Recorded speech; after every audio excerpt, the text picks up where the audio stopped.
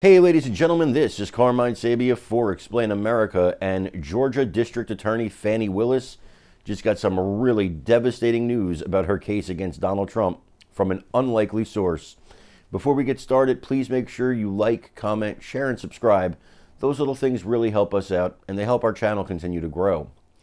So, CNN legal analyst Ellie Honig was on this morning, Friday morning, talking about the case against Trump in Georgia.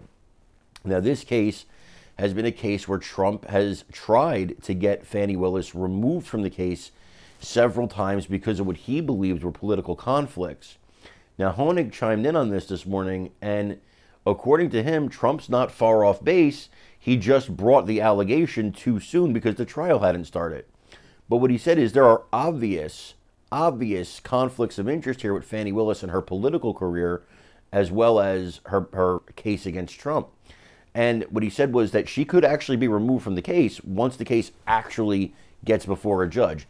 Let's take a look. A really impressive and distinguished history as a prosecutor. She has prosecuted all sorts of cases. She has done, by and large, a very good job. But I have to point out, she has intermixed her own political fortunes with this case in a way that I think is going to backfire significantly against her. Because of her past statements?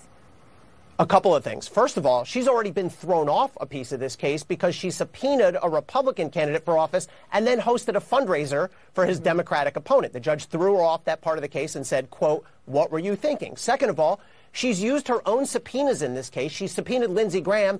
Then she recirculated a cartoon, a political cartoon, making fun of Lindsey Graham as part of a political fundraising effort. She's also made inappropriate public statements giving her opinion that this is a criminal case when the grand jury has not voted on yet. Yet. She gave her opinion about Donald Trump's criminal state of mind.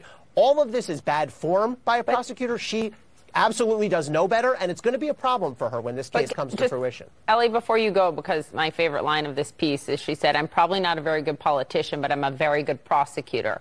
My question to you, would any of that mean legally a problem for her if she brings this forward, or is it just optics? I actually disagree with her. I think she's a better prosecutor than politician.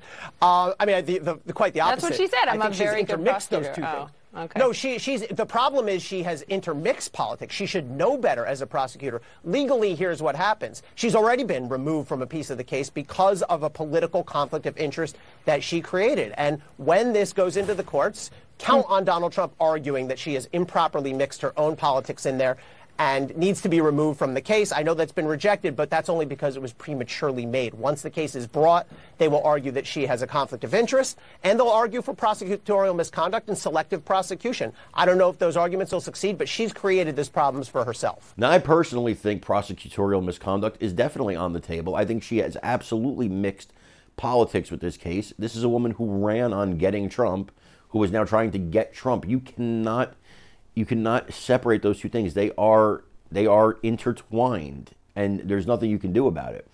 When you campaign on getting somebody and then you go to get them, that's going to have problems when you actually get to court. I think the same thing will happen with Alvin Bragg in New York.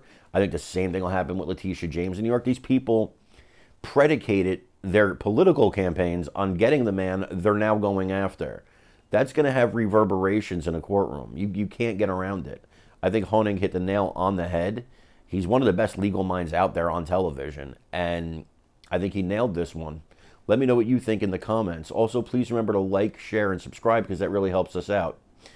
I'm Carmine Sabia. This is Explain America. We love you guys. God bless you. Take care, everybody.